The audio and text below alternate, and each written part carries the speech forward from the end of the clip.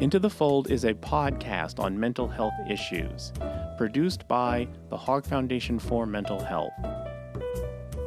I'm your host, Ike Evans.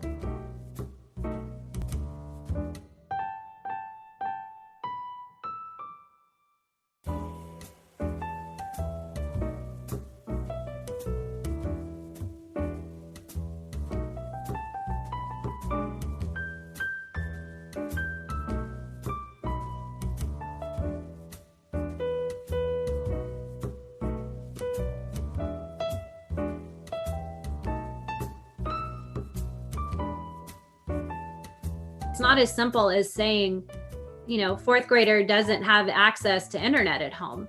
Well, do they not have access because there's no physical access, or do they not have access because that home hasn't been able to adopt?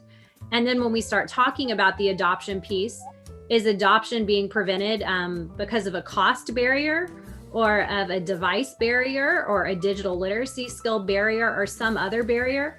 Oftentimes cost is the biggest barrier to adoption, but there's other barriers that go along with that. So really understanding the root of the problem. Is it a physical access problem, or is it an adoption or subscription problem?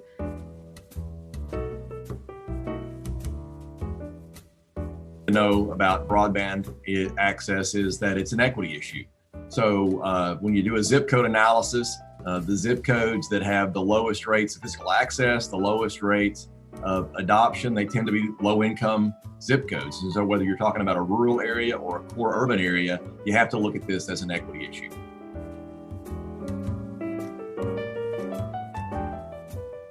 One of the most important things about broadband for Texans to understand right now is that having good data and doing some planning is going to be what helps us get through all of these challenges with connectivity.